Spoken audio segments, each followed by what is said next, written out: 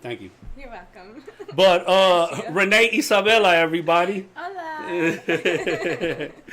So yeah, I know we just got off into it, and jumped off into it, man. But that's how you know it's real, man. Nothing scripted. Everything, we talk about, everything we got to say, it comes real. It comes from experience. It comes with growing pains and a lot of trials and tribulations, But at the end of the day, the mission is just to grow through it, grow from it, and just keep on moving forward.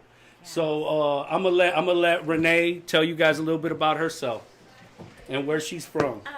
Well, I was born in Detroit. I grew up in Wesleyan, Shacktown to be specific. Shacktown, if you guys don't know, is a low-income area, full of duplexes. And I come from a single mom of 5 children, completely independent, no man to help her. And 20-something years ago, that was definitely a very, very big struggle, and wasn't, too many people doing that, let alone not drinking, not smoking, not having a social life, going to work, coming home, providing the best, never letting her children know that she's struggling every day to make sure every bill is paid and we have the best of the best. That's dope. Shout out to moms for sure, yes, and all the moms that are just like her. The single moms. So yes. for those who don't know about Shacktown, so how I know Renee is through my brother Mike Banks, man. Free my brother Mike Banks. Yes, he's doing natural. He's doing natural life plus 100 years. Me and Mike and my brother Pat Bates, we were all on the same murder case. Me and my brother Pat, we took a plea deal. We're both home after 17 years. My brother's still fighting for his freedom. And when I advocate for my brother's freedom, I just don't want anybody to think that I'm not thinking about my victim and his family on my case, because my thoughts and my prayers go out to you and your family, because I know that the pain, never goes away. I apologize for my trespasses in life, but I promise you that your son's life was not in vain. And I'm making sure that, and by growing in my own life. Yes, which is why we are here today, and why we're able to sit here and inspire each and everybody that we hopefully interact with every day on a day-to-day basis. Listen, this brother inspired me when he told me he was from Westland. I said, Westland, bro, you from the burbs, man. You rich as hell. And he say, bro, I'm from Shacktown. I said, what does Shacktown mean? He was like, watch, I'm going to show you. So he take me out to the neighborhood, and I said, oh, Lord. Literally, it was shacks, houses that looked like it was in a foreign country, bro. I ain't gonna lie. And I ain't cracking. I'm just saying that I was inspired by that, because how you had that biasness because you from the hood, and you think that if you don't live in the hood, that people are rich and they bougie and all that. Man, I went out there, I felt bad for him. You hear me?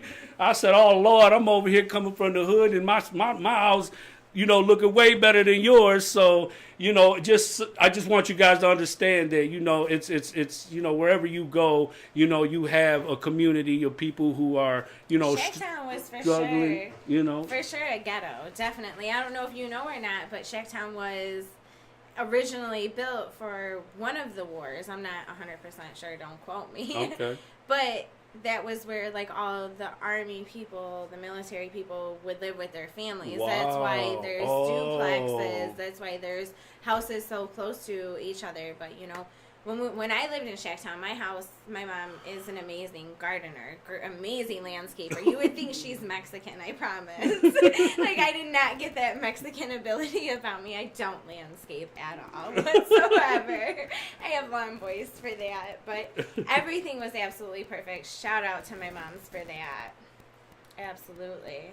That's sweet. So, and the thing I respect about that is just because a lot of us come from, low-income communities, even poverty, the spirit of our people, of our culture was very strong. We still had moral values. We still had a strong belief system, and we believed in still being clean. Even if we didn't have the best houses or the best cars, we still cleaned it, vacuumed it. We ironed our clothes. We made sure that we lived richly. Yes. So, I just want people to be able to recognize that, in the depth of poverty, there is still richness and wealth, and that comes from within the heart of the people, the culture, and the community, and the foundation that's built for that.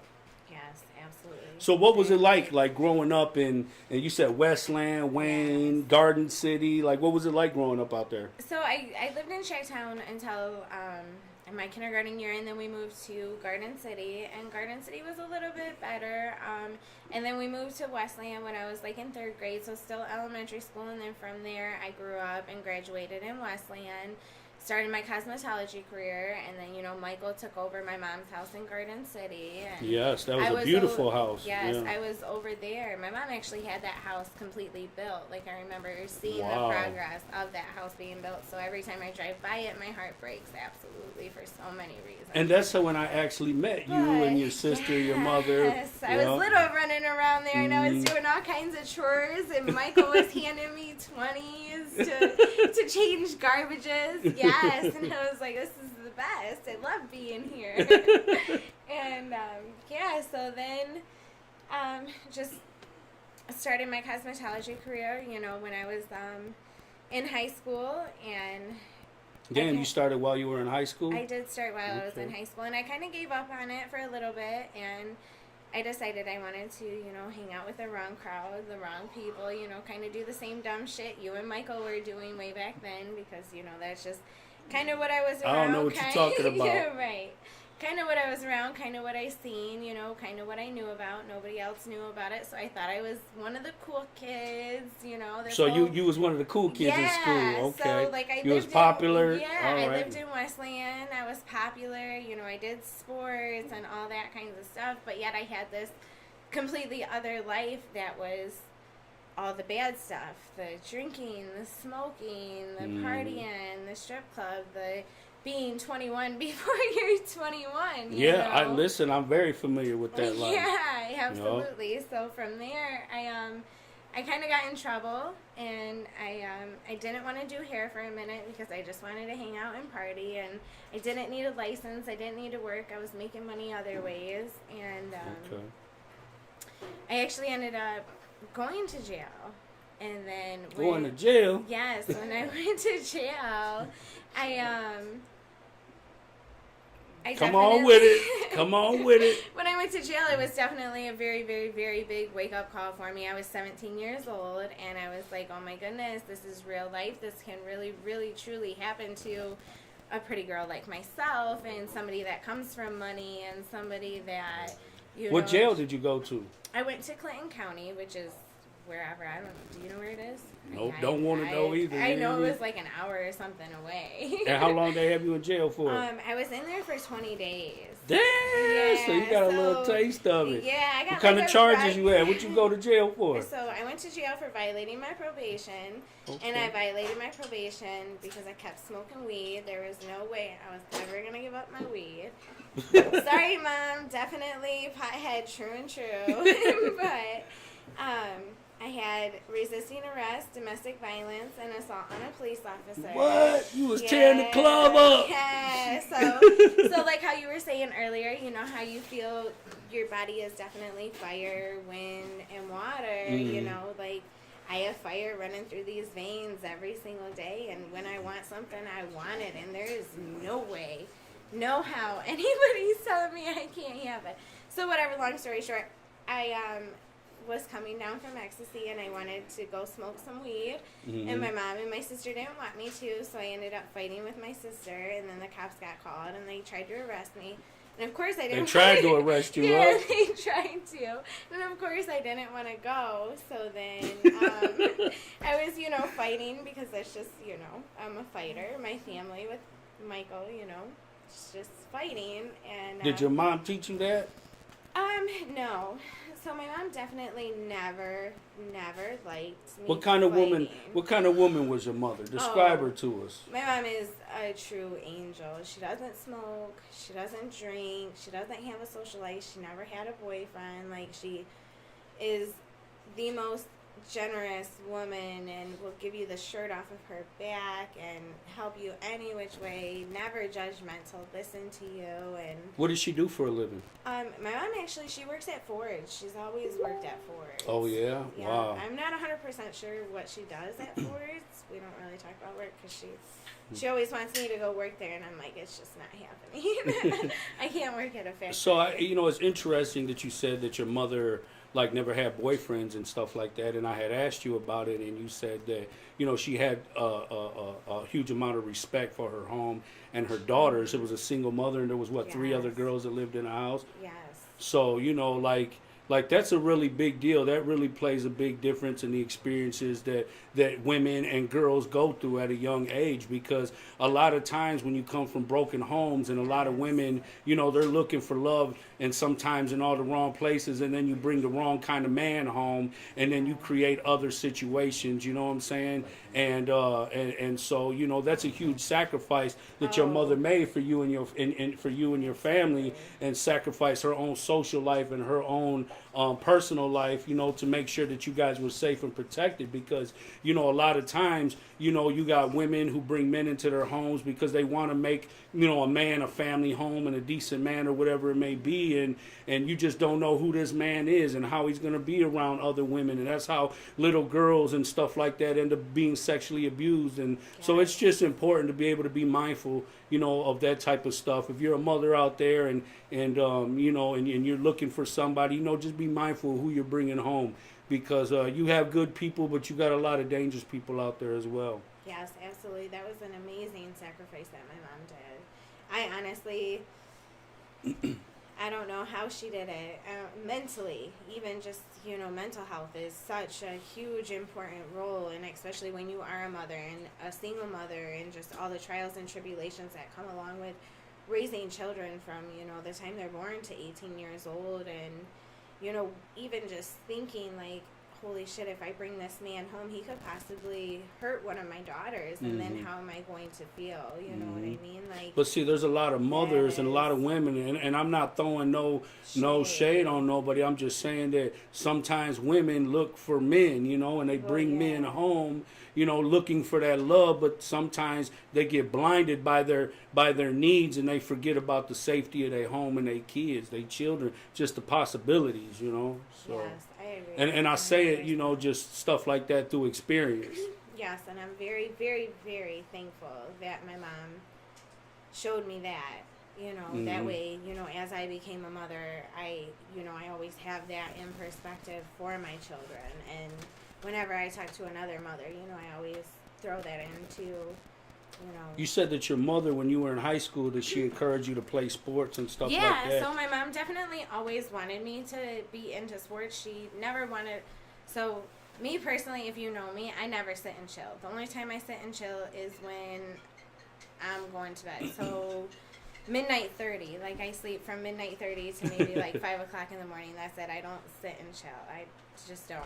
So, my mom was a very, very busybody, so we always had to be doing something. So, there would be times when I was growing up, when I was in high school, and I would have to do cheer practice, and my mom would she would fight with me to go because I didn't want to go, because I wanted to go hang out with my friends, because my friends were going to do whatever they were doing. So there was times where we would fight and not get along, but ultimately I would go, and I'm so thankful I went, and I'm so thankful that she pushed me and, always supported me in that, and always told me, how I could better What lessons myself. did you learn from it? Like there's just certain things that you learn about life, or life lessons that you learn from cheerleading. I think you said you also played baseball. Yeah, like, and it's funny how you go through things and you learn things strategically through sports, and then you apply it to that same principle later on in your own life. Like, is there anything like that you could share, like a lesson that you learned through cheerleading or through playing baseball, or even the responsibility of the position? Like, what position did you play when you played softball?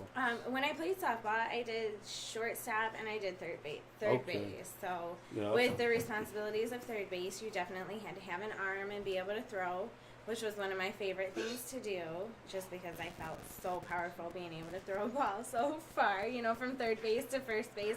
So you had an arm on you. Yeah, definitely, which was definitely one thing that made me proud of myself. Okay. And then as far as cheerleading, just the discipline, being able to be so still and be so stiff and be so flexible. Mm-hmm.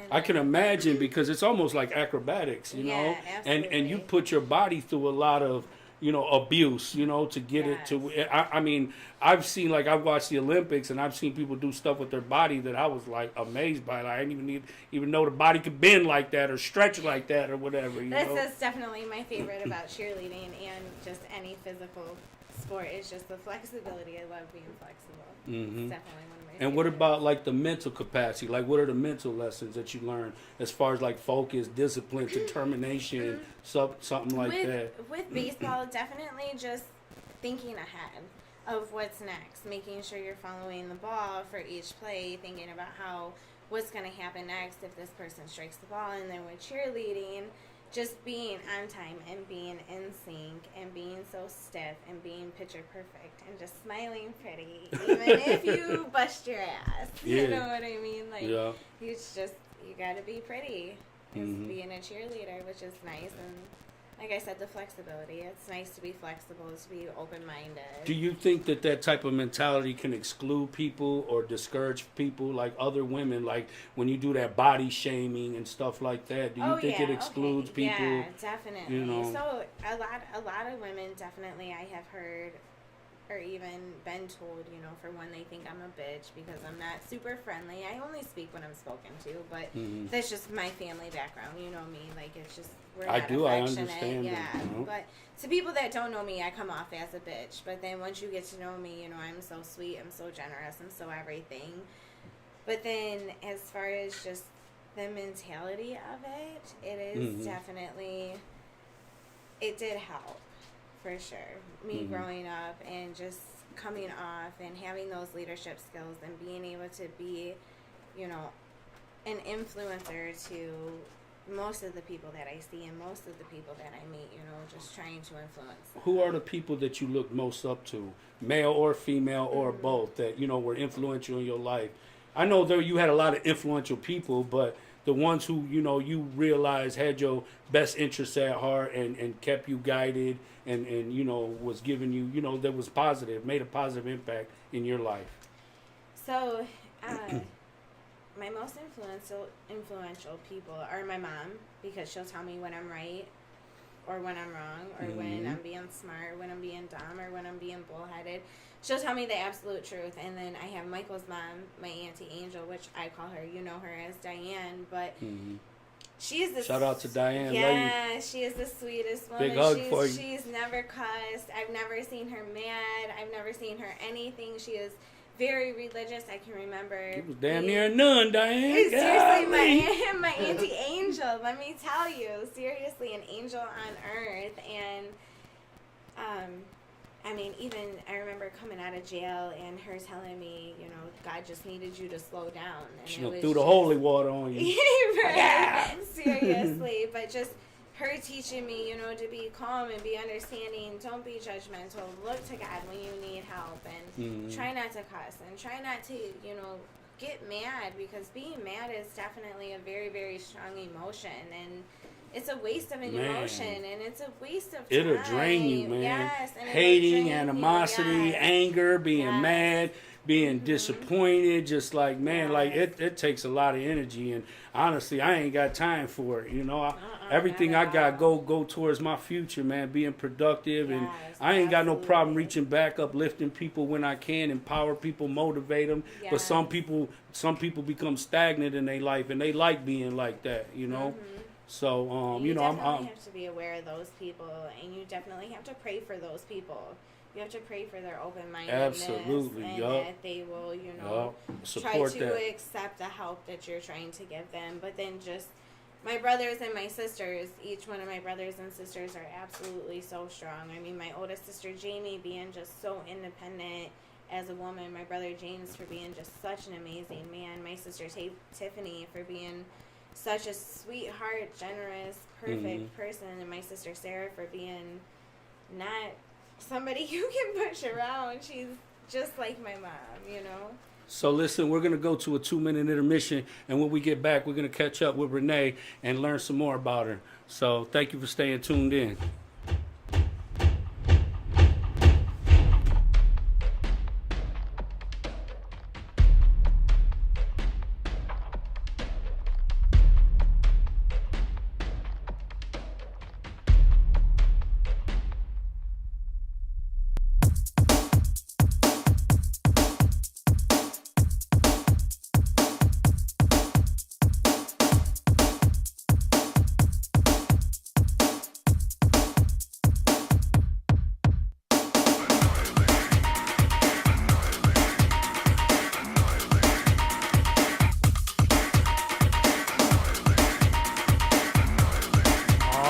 that new Maryland Taurus. In exchange for what?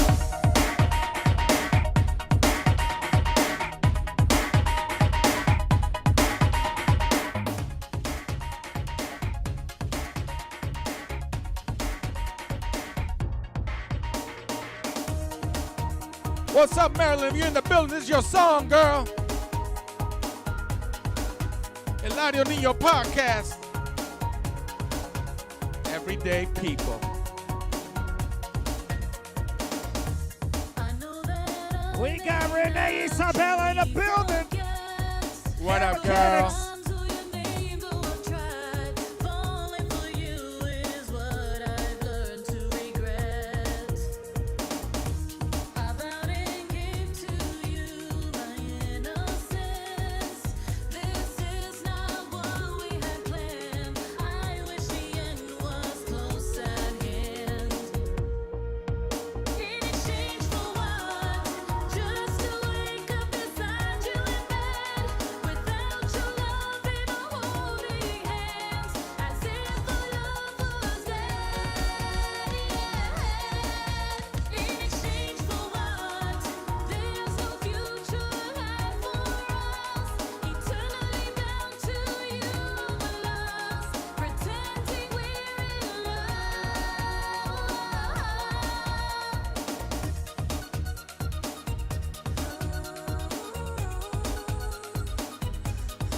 Shut up, people.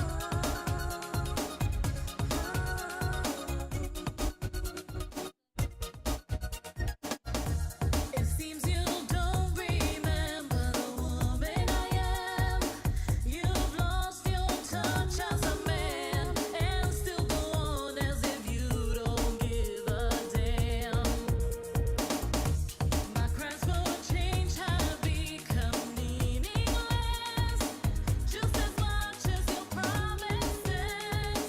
I know that I've tried my That next one's gonna be Rudy Fausto.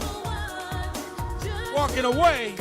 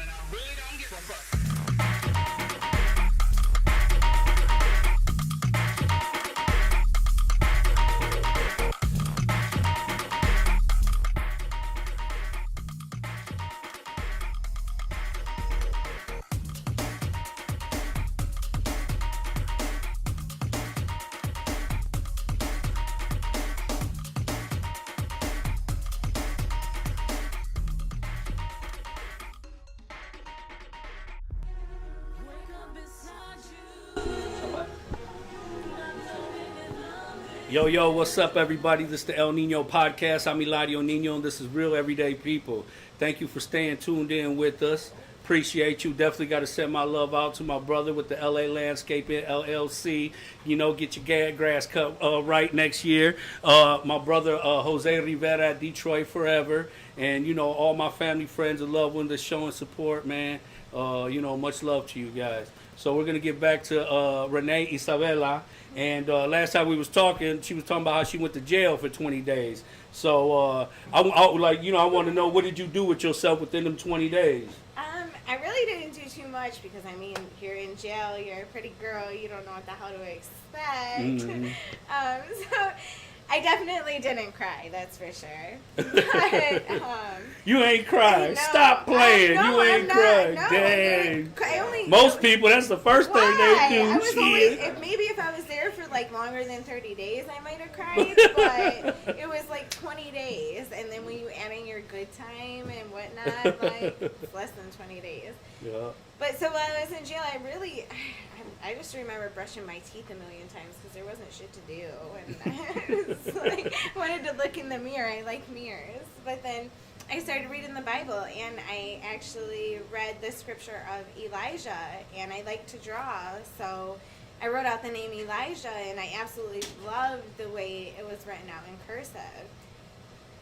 So that's really all I did in jail. I mean, you really can't do too much there. What about like some soul searching, like a little bit of inventory? Like, I what were your mean- thoughts? Like, were you did you do your time mad at the world or mad at the situation, or like what was one lesson that you learned from doing that little bit of time? I definitely did some soul searching. I wasn't mad about it because that was one thing that my mom always taught me is, you have to admit when you're wrong. When you fucked up, you fucked up. Mhm. Nobody changed that. So definitely I was mad at myself, but I was just like, oh shit, this is real life. I don't want to be here no longer than I have to be. I want my bras back. I want my cute panties back. I want my own shoes. I want my own toothbrush. I want a real fucking mirror. I want my straightener. I want everything, So I definitely did some soul searching, and I was just like, you definitely cannot live this Yeah, life. because you don't know what you got, so you ain't got it no more. Absolutely, And and when you that's get what locked it up, was. they take everything from you. Yes, and I definitely needed to realize that. So then, when I got out of jail, I actually met this, what I thought was an amazing man at the time, which ended up being my children's father. Okay. So you have then- 2 kids, right? Yes, I have 2 children. A boy and a girl? Yes, Okay. a boy and a girl with the same man. I have my son Elijah, who, like I said, I absolutely fell in love with that name. So his name. So was you already, found his name in jail, in the Yeah. Bible, and named your son Elijah. Yep, a year later. Yeah. What you say? Said not changed up. Yep. So then I had my Elijah, and then probably like a year later, I actually had a miscarriage, and then another year later, I had my daughter Ezabella. But yeah. Real quick, like what was it like to have to go through a miscarriage? If you know what I mean, like.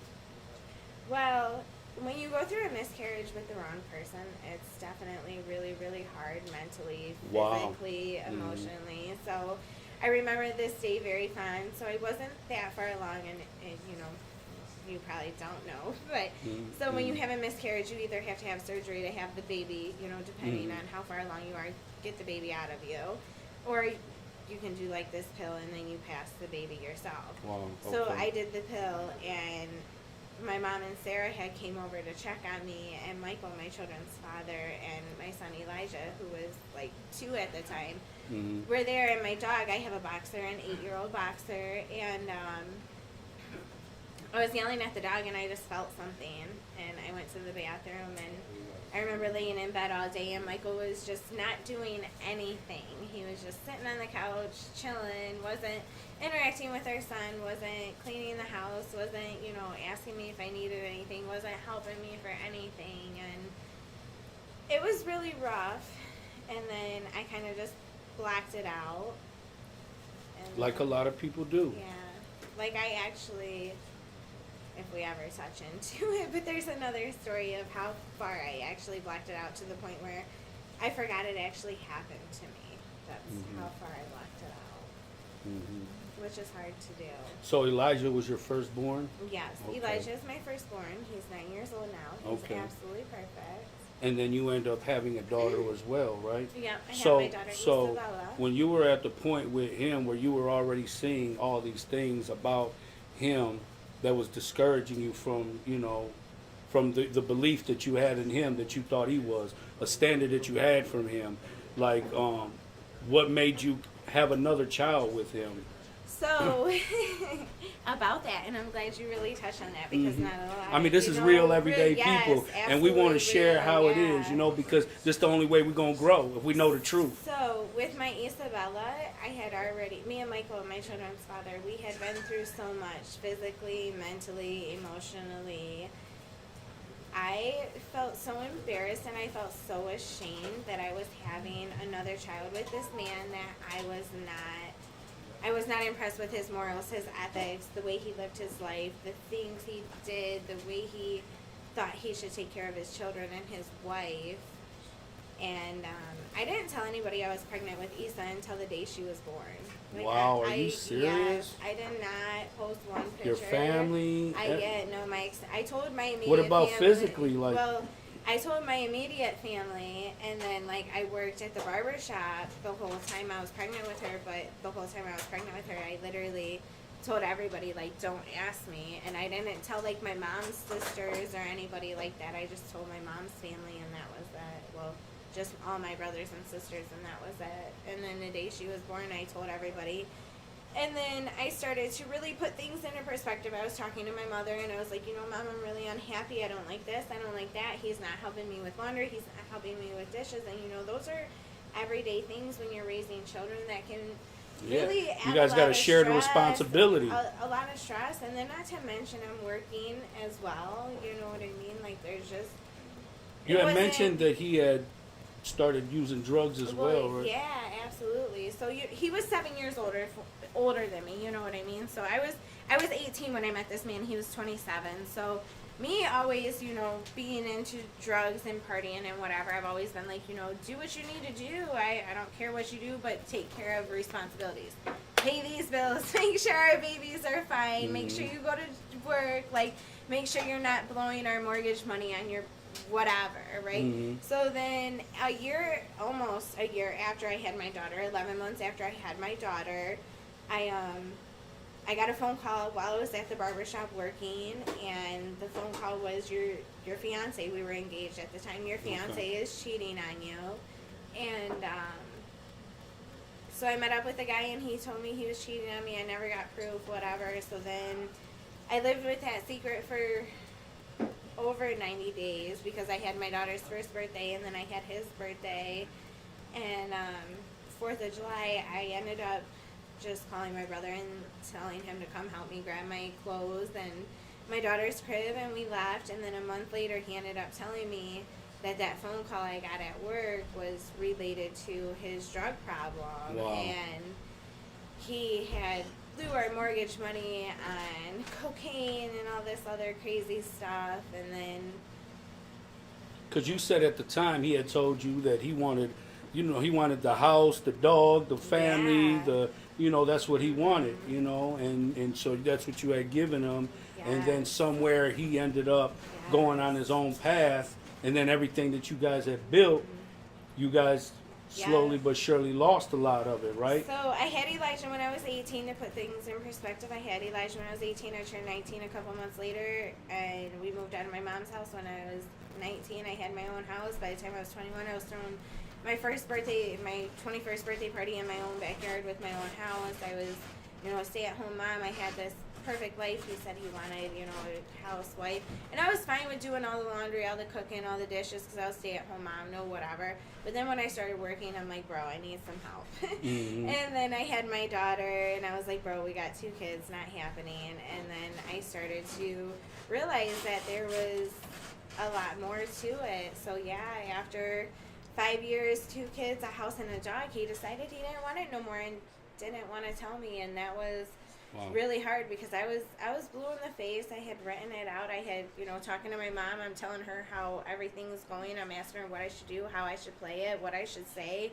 And I mean, I was calm as day, telling him, hey, you know, listen, like, this really might hurt your feelings, but I'm sorry, this is really how I'm feeling. If we're going to be on a mature relationship with children and, you know, a fucking mortgage together and bills and retirement and blah, blah, blah, blah, blah, I need to be real with you. You know, I'm not happy about this, that, and the other. And I gave it time to change, and then I found out about his drug problem, and that was just enough, you know. So what ended up happening to him? So, like a couple months after we separated, we tried getting back together, and then we ended up getting into a physical fight again while we were trying to get back together within 90 days.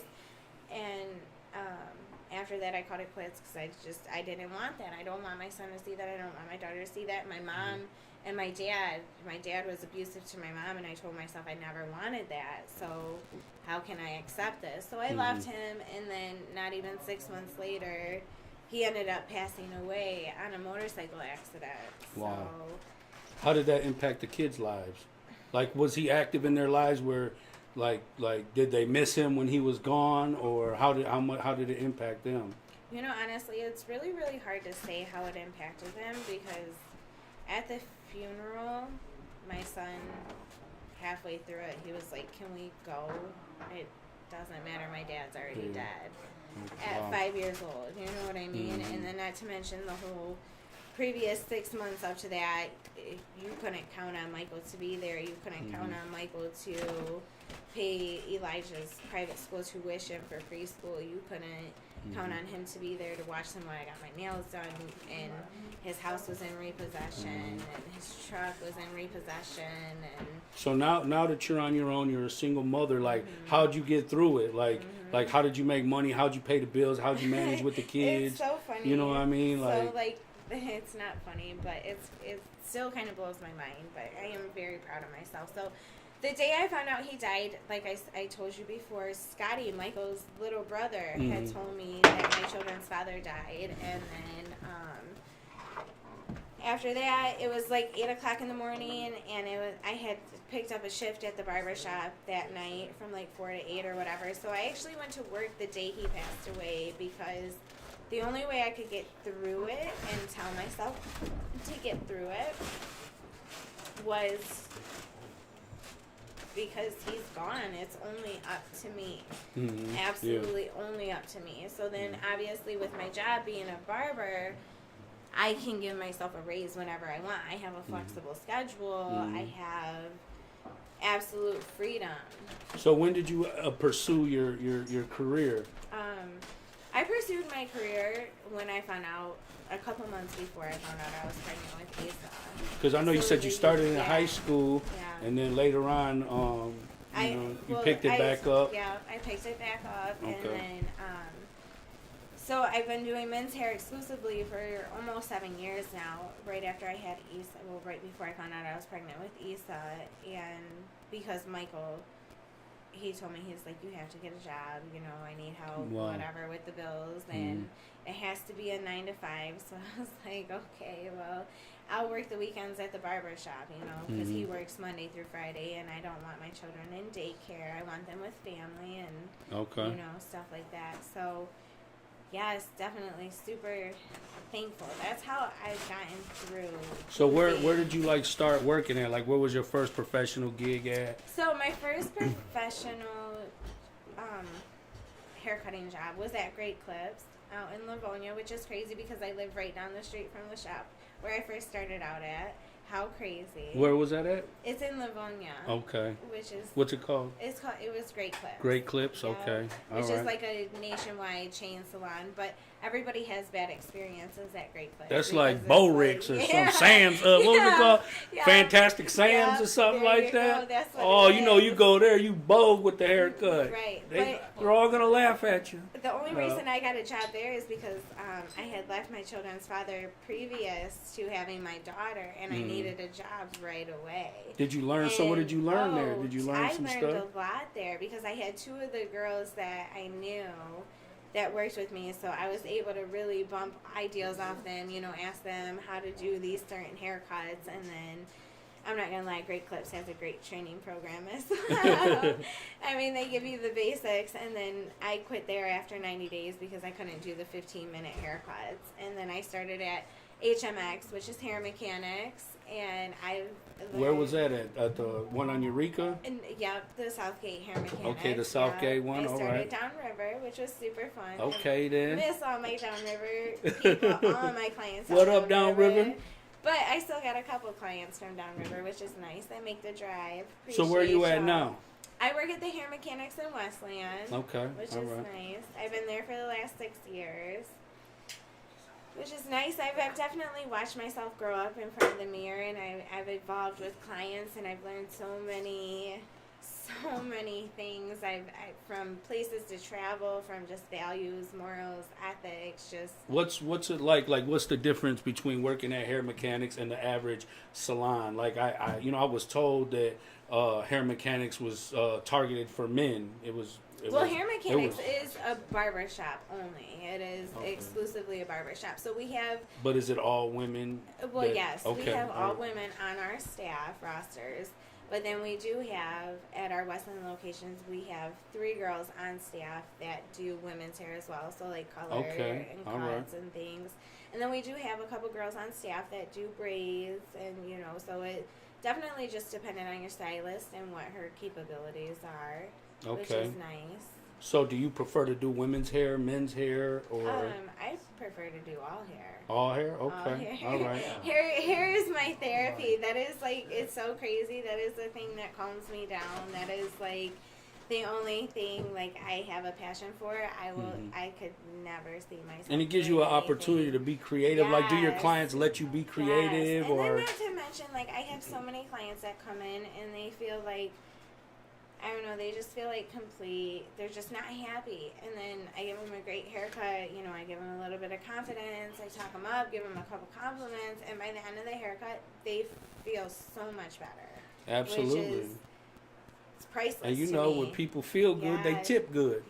Well, I'm not worried about a tip. Honestly, I'm a sweetheart like that. Mom, what's up? Love you, Mom.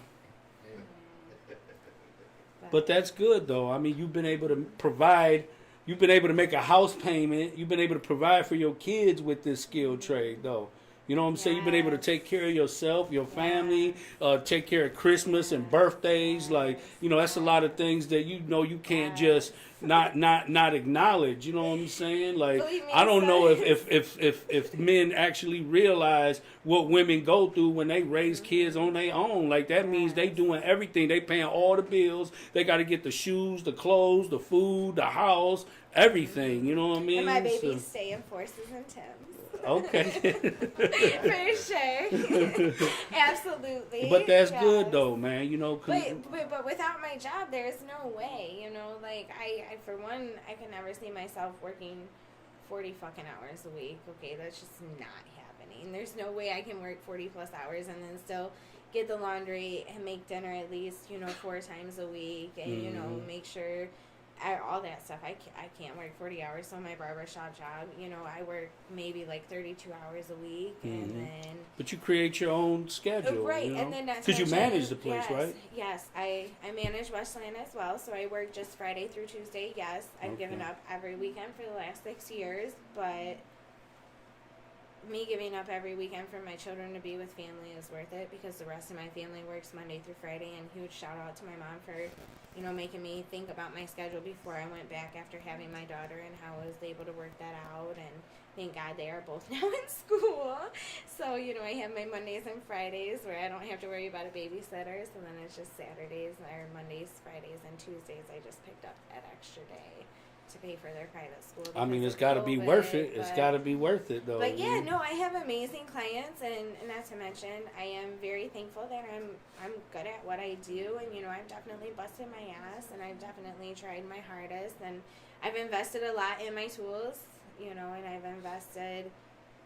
definitely invested a lot in myself, and That's dope. I am very proud of myself. You are the best investment you can make. The best investment is in yourself. Yes. But listen, we're going to go to another 2-minute intermission, and we'll be back, and we'll get back with Renee. So stay tuned. Oh, yeah. We're going to play this next track for you. Walking Away by Rudy Fausto.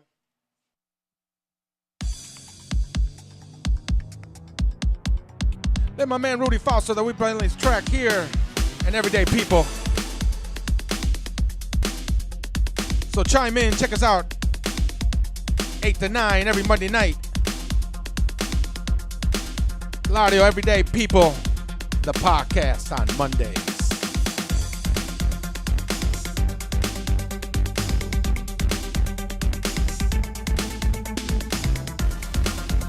I see you, Vienna. I see you in the building.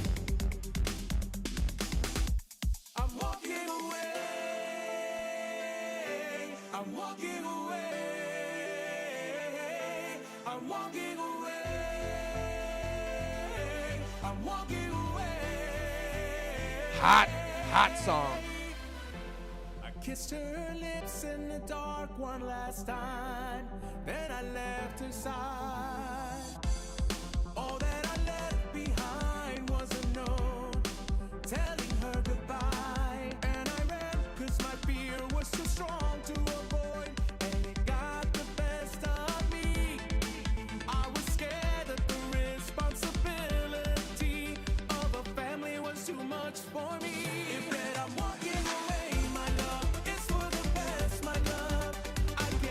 What up, Marilyn Torres?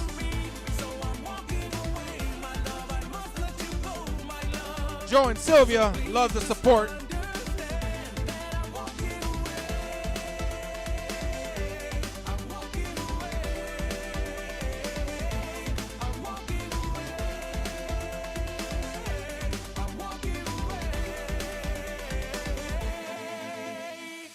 It's been so long since my nightmares started. These past years have made me a man. I beg my girl that we get back together and let me make things right again. She said that I moved on since you've been gone. You weren't here to help me carry on. You've already missed so much and there's no way to catch up. So that's why I gotta let you go. She said I'm walking away, my love. It's for the best, my love. You can't be the man I need you to be. So I'm walking away, my love. I don't need you here, my love. So please just understand that I'm walking away. I'm walking away. I'm walking away. Rudy Fausto, walking away.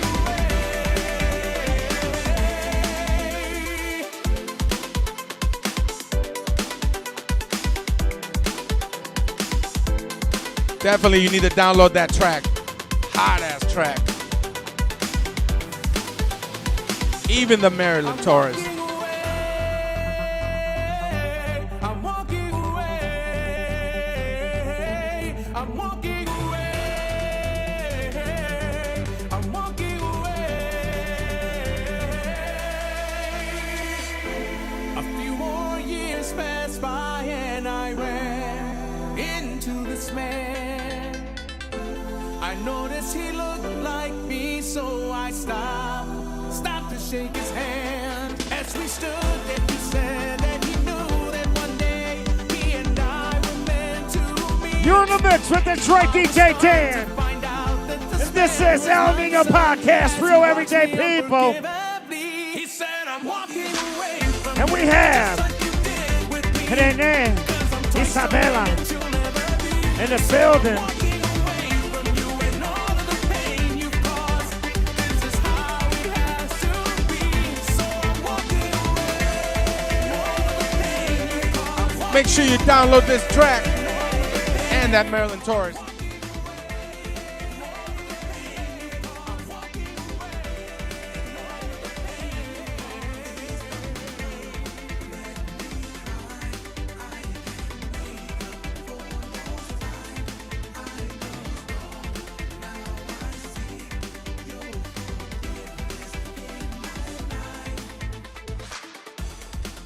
Are you ready? Yo, what's up, everybody? This is the El Nino Podcast. I'm Eladio Niño, and this is Real Everyday People. Thanks for staying tuned in. So we're here with Renee, Ezabella, and, for those who have been tuned in, you've heard her story. And so right now, I just want to know, what's the future look like for Renee? So hopefully the future for Renee looks like my own hair mechanics franchise in a warmer state where there's no snow.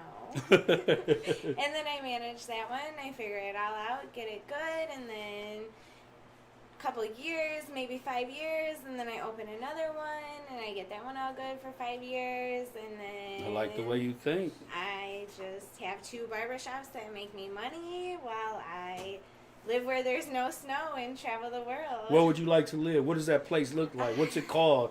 And these are things that I learned about being when you creating your dream and your vision, you got to go into detail and be specific about what you want.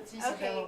It's not Ezabella Land. Not that, for sure. But it'll have a cool name, don't worry. It'll have a badass water park as well. I love water parks. But definitely, I want to retire in Mexico. That's for sure. I want to have a house in Mexico. I do not You're want gonna to be a be DJ? here. Yes, I'm I always. guess I'm coming. Yeah, I'm always gonna be Detroit DJ Dan, Lit Music Entertainment. What's up, Hey, baby? happening, Elijah? What? I listen to music every day, so yeah. As long We as- got you, girl. We got Yeah, you. for sure. But then, I would love to live in like Georgia or Texas. I definitely want to do Georgia, Texas, or Arizona. Okay. I might open a barbershop in all 3.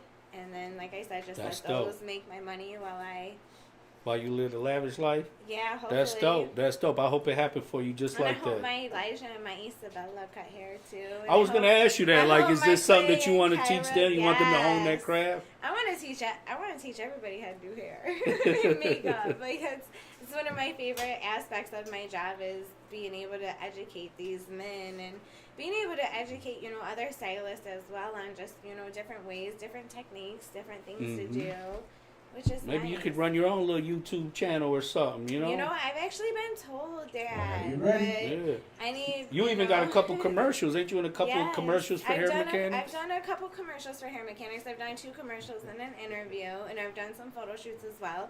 I mean, I would definitely love to, but I mean, I feel like I'm a perfectionist, and I'm very hard on myself. I am like the most insecure, secure I understand. person ever. So I feel like if I was to record myself even doing my makeup or even just an outfit or anything, I'm not gonna like it. I need to do it again and again and again and again and edit this and do that. And so I personally think I'm too much of a perfectionist to do that on my own. Sometimes you're but- your own worst critic, but you know. But I feel like the more I do it and the more I get comfortable with it and the more I can see and the more I can do everything like that, then definitely. And shout out to some of my clients that have told me that they would help me get to that level. And what They're ready I to need. sacrifice? Okay. Yes, and what I need to get to that level as far as equipment and lighting and just, you know, little pointers and tips and tricks. But it's in the works. That's dope. It's That's in dope. the They way. contributed to your well-being. I mean, your DJ said the next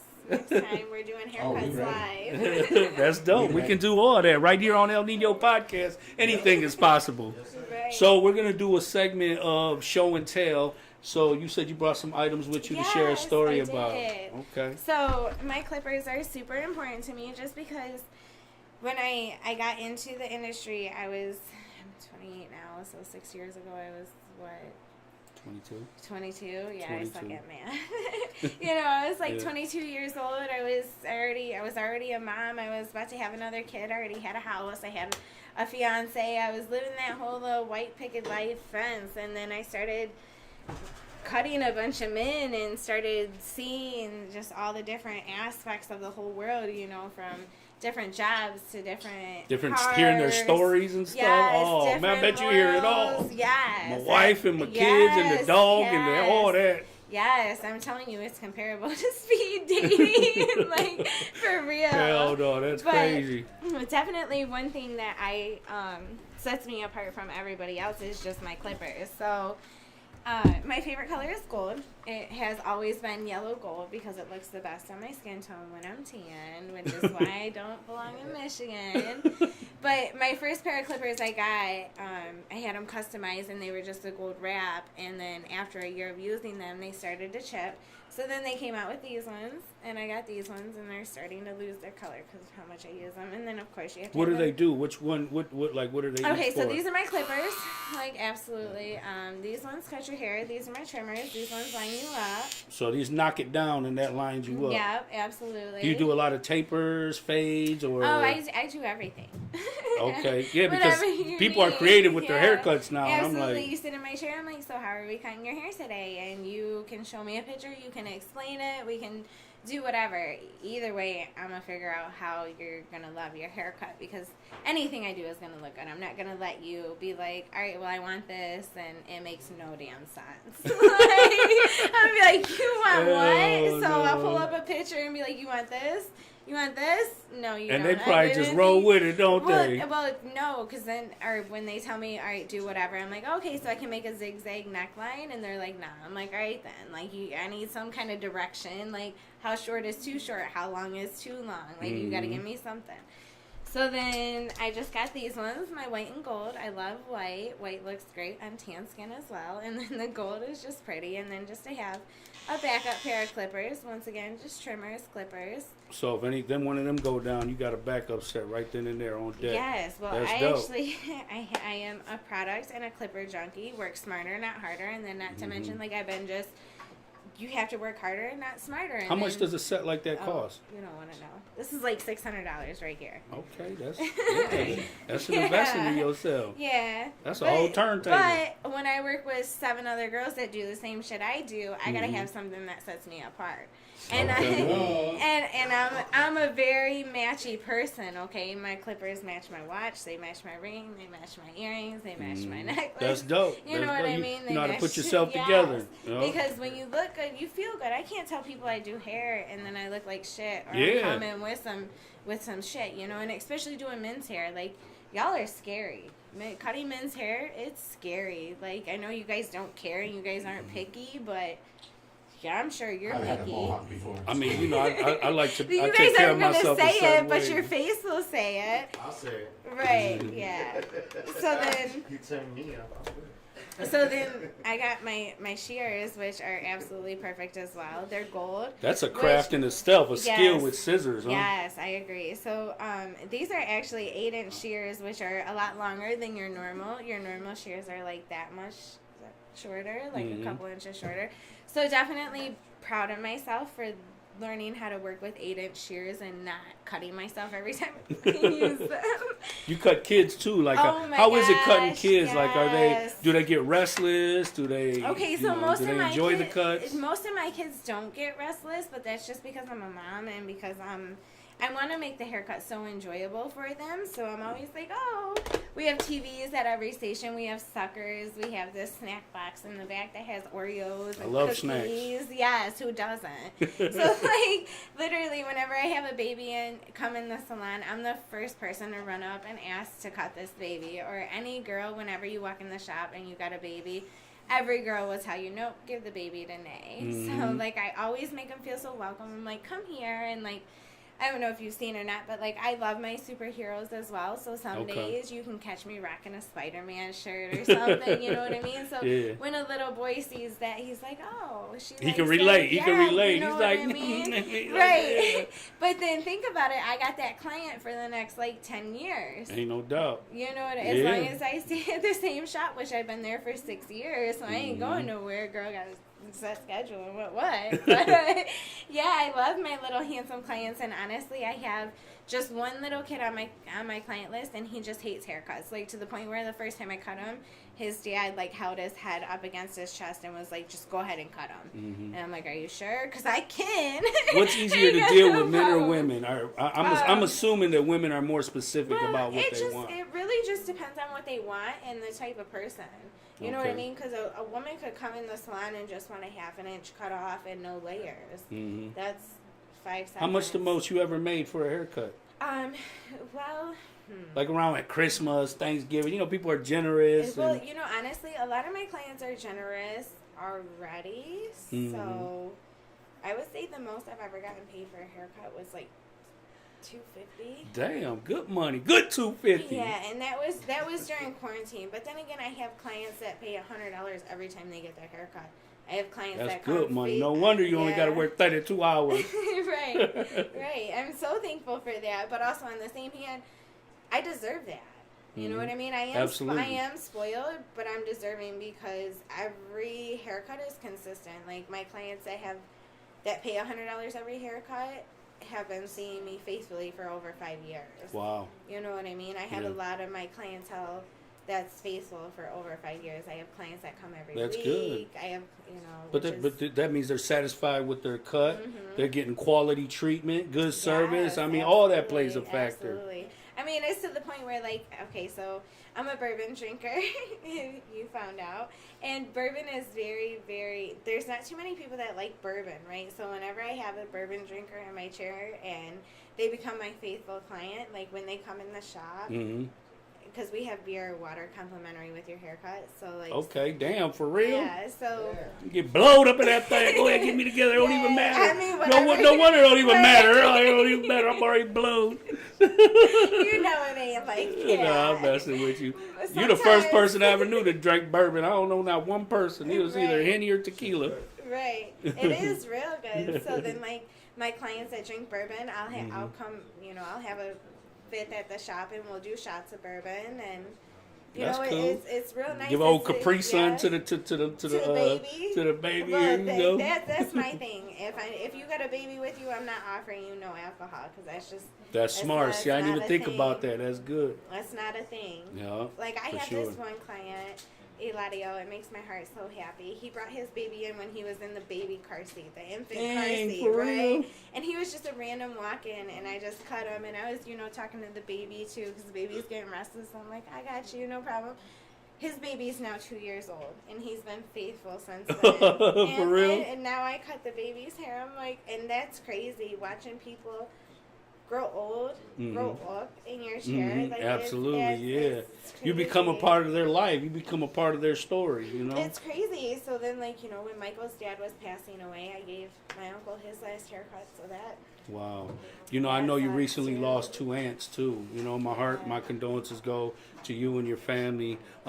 She lost an aunt last month and the month prior to that Yes, thank you. over COVID. So my heart goes out to the Morgan family. You know what I'm saying? My condolences, and to anybody who's lost somebody to COVID or somebody who's struggling with it right now. My prayers and our hearts go to you and your family. But like every episode, we do a signing of the wall, so we don't reach that point, and it's so all on you. excited. Yep. Where's that Sharpie at, What bro? should I write? Free Mike Banks. Right. Can I write Free that? all my homies. Grab those mics. Mics. Turn them off. Turn off the mics.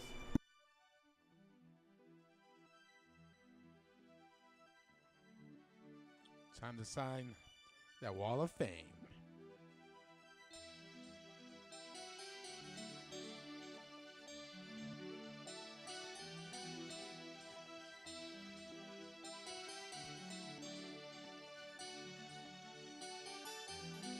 You good?